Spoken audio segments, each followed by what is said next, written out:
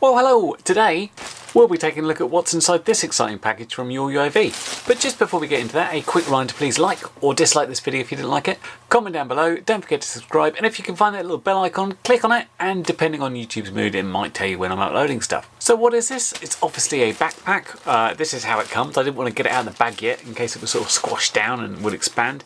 It's from URUAV and it's the UR7 Pro, and I kind of recognise that name because I thought, haven't we looked at that before? About a year and a half ago, I looked at this one. Oh, it's big. I need to fit it in the frame.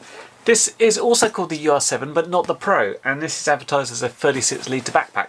And I really liked it. I've been using it like every time I've been flying since. I can stick a load inside. I can reconfigure it to carry stuff. So I liked it, and I couldn't work out originally what the difference was between them. This Pro version is slightly more expensive, and when I looked at the pictures on the Banggood website, it looks slightly smaller. So I thought, what is the difference? We'll have to get one and check it out, and that's what we did. So first thing to do, get it out of the bag. It doesn't seem as the last one was all sort of wrapped up and stuff and sort of expanded. This seems a little bit more straightforward in how it comes. And yeah, it definitely is a little bit smaller, a little bit shorter if you look at them together. Apparently Pros don't need to carry quite as much stuff. And there seems to be a slight change of how the straps work. On this one, you've got these sort of clicky straps. Now there was a slight weakness in this one, is if you let it go too loose, this bit could come out, or if you didn't have enough of this strap at the end, that could come loose basically and you'd lose a quad if you weren't careful. So I was always a little bit careful of those. These are actually using straps now, as you'd get on your regular quad. The rest of it looks fairly similar from the outside, a little bit more high quality and stuff. Let's go to a bit of a close-up so we can have a bit more of a look, and we'll compare the two and see how they look, and I'll try and stop my hair from doing that. Okay, here we are on the floor, a little space with the ever awkward camera angle here. I can't think of a better way of showing it really. I haven't got a pure overhead, so this is what we've got. Now, aside from these two straps here, we've also got these older ones I mentioned before, which they're okay as long as you keep them tight. I think it's worth putting like a little loop around these, so basically they can't go back through. It's only happened to me once, but it made me sit up and like pay attention to making sure they were always secure. Anyway, you can put another quad here and here if you want to, and you've got another little pockets there as well. This wasn't too unusual on the previous backpack. I actually tended to stick a quad there if I needed to, if I was really desperate about carrying them. I mean, that's really for tripod or seat or something. But yeah, I used to stick a quad on that if I needed to carry a lot. These days I'm tending to try and go light because I've got a poorly knee, which you might have seen in a previous video. Anyway, this is quite different, having just unzipped it, to the previous backpack, and I'll show you why. First off, there are several openings. This is the first one. What we've got here is this sort of really tough, feels waterproof material. We've got a whole pocket there, that's good for props. In this one we've got several pockets here, and then we've got individual smaller pockets and then little tiny thin pockets, which seem like that's good for sort of tools or individual props if you like, just sat there. I like the zip pulls. This one is a little, not that little, but there's a little case there. I mean, it's great for putting my glasses in as far as I'm concerned.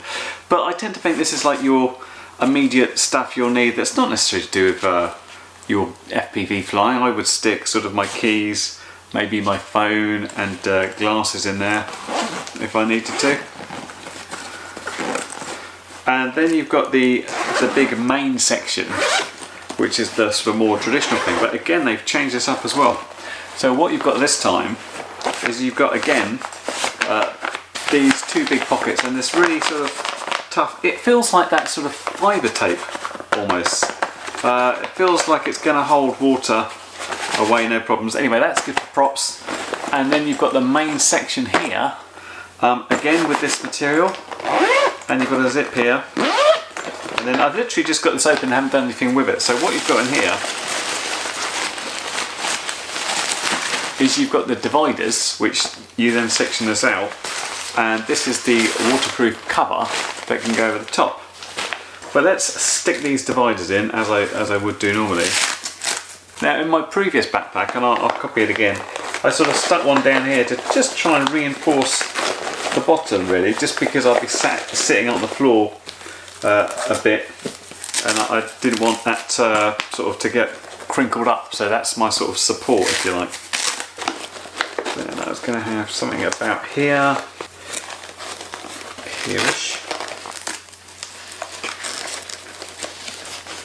If you want to, like so. So it's sort of up to you how you do it, really. That's one idea. Now this is very different actually to what was in the original, because what you don't have here is any sort of straps to slot stuff in. So I'm going to show you what I've got in the original, just to see if it sort of will fit back in the normal one. It's obviously feels quite a lot bigger, but the quality of the material it's not quite as good, I think it's fair to say. It's not bad, it's not going to break, and it's been lasting me like over a year and a half, and I'm quite hard on these. But one of the differences you've got in here, it's you know, it's a bit more basic there. You've just got one big section, and again with these things you can section off. But what we've got are these little loops, so I can put stuff like tools in there, and they're going to stay there. Another tool there, and in sort of this section, you see I've got a little 3-inch quad that I can just loop in a little strap. And it's generally like battery, transmitter, fat sharks, other stuff. So I just want to see if I can easily transfer this, because this is like fairly minimal. I'd always have a battery transmitter, wouldn't necessarily be in the case. I'd have my fat sharks, I got the GoPro stick there and the actual GoPro for filming. Got some tools there, some spare bits. Yeah, so let's see if it fits in, see how it feels. So you see I'm kind of reconfiguring the bag as I go. It's because it's different from the other one, and I'm kind of figuring out what's the best way of doing it this time around. And this is something that will pretty much change over time until I decide what's best and how I want things and how it's going to be more flexible for me to use. And I think this would be a sort of example setup of what I'd go with. You notice I've gone with a smaller quad on the outside. That is mostly because it wouldn't fit comfortably in the inside. Although I haven't had a good go, I could probably shuffle things around. Quite like the way these straps fit. That's much nicer to me. Much more solid, much more trustworthy, and pretty easy to get on and off. And you could genuinely take 4 quads on this pretty easily. Not that I want to carry that much weight these days.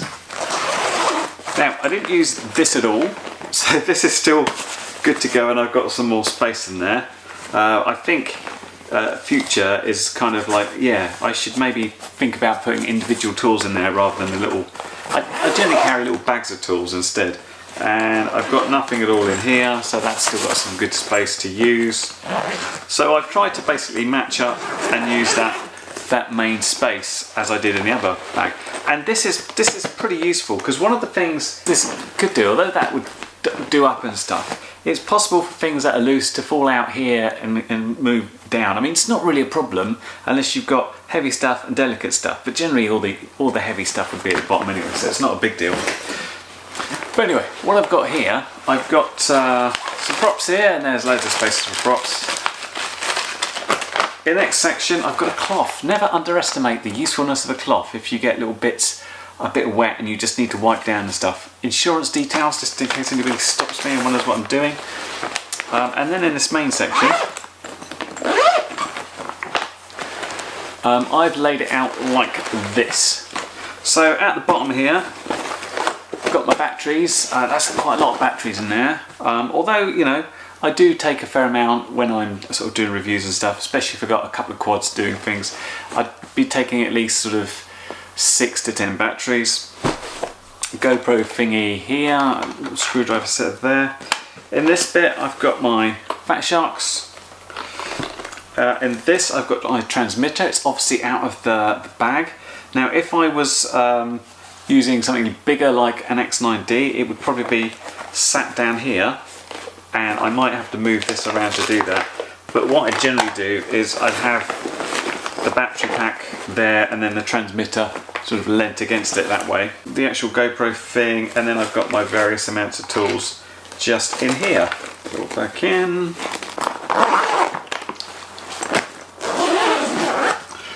And yeah, I feel that would be fairly easy to get in and out of the field. So, the question is, how does it feel when you carry it? So, let's put it on and see how it feels for me. Bit subjective, this bit, obviously, because it's going to depend on you, but the main thing is, how's the handle for carrying? That feels nice and strong, and how's the adjustability of these things? So let's take a quick look at that.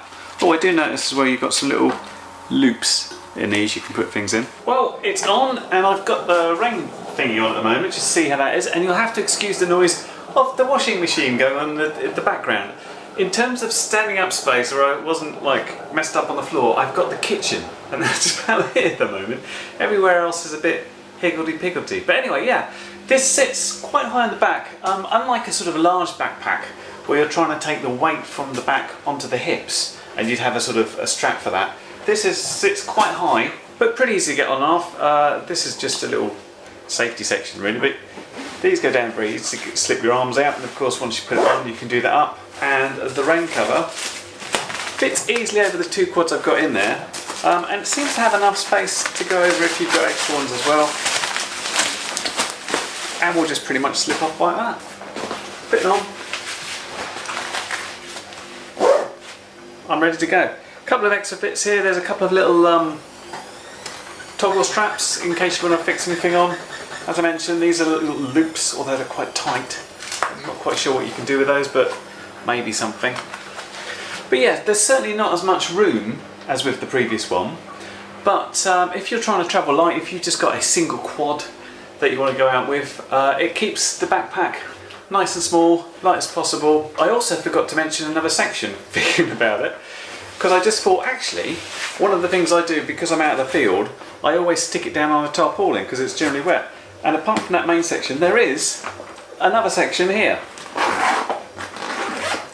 So in here, I would put my tarpaulin and landing mat. Let's get it. And the washing machine's gone onto the spin cycle, would you believe? Landing mat, tarpaulin, this goes inside there.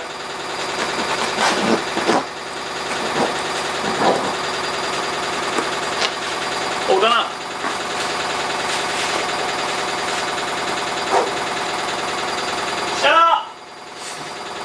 Ultimately, of course, the sort of comfort and usefulness depends on how I get on with it and how I use it in the field. And I haven't worn it and gone there yet. I've been expecting it to be comfortable enough because the previous one was.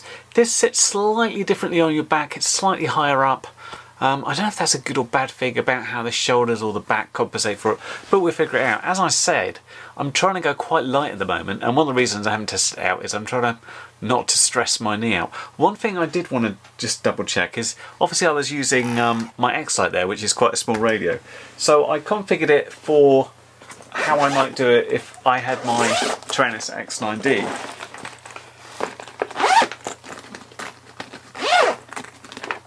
And what I did, if you can see here, is just swap my sections around. So still battery here, goggles there, X9D in this large section with a couple of bits removed, GoPro down there, and then I've moved my tools into this section here for now. But that's just one idea. You can essentially move things around to the way you like to have it. There is certainly not as much space as the previous UR7, but I'm wondering if that's just me, because I guess for a lot of people, they'll have a transmitter, they'll have batteries, a bunch of spare props, and like 2 or 3 quads. When I go to the field, I normally take some quads. Sometimes I take multiple radios because I'm testing like a camera in an old quad that's bound to a different radio, and then another quad that has a different radio and more filming equipment and other bits and bobs. So I might just sort of be slightly atypical in how I do stuff.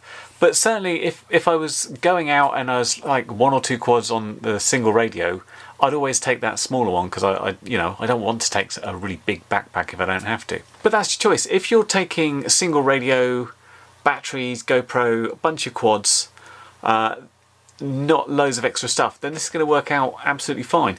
If you're taking extra stuff like I do sometimes, then having a bigger backpack to accommodate like multiple radios and extra bits and pieces is going to help. But when I get the chance to, obviously I'd like to go as light as possible, and I like this one for that sort of thing. I also do like these straps as a safety margin of keeping your quads on a lot more. But anyway, this has been the URUAV UR7 Pro.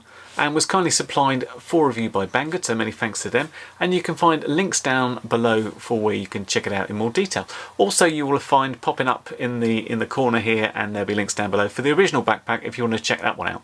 Definitely better either of these ones than having a general backpack, just from the fact you can lift it out, you can segment it very nicely. So if you haven't got a specific quad backpack and you're taking across the field, really worth getting one. Anyway, hope that review's been helpful, and I'll catch you next one. Bye for now. Well, you've made it to the end of the video, so thanks once again for watching. If you like what you saw, then please consider subscribing, and if you really like what you saw, then be sure to check out the link to my blog for a variety of ways in which you can help support this channel.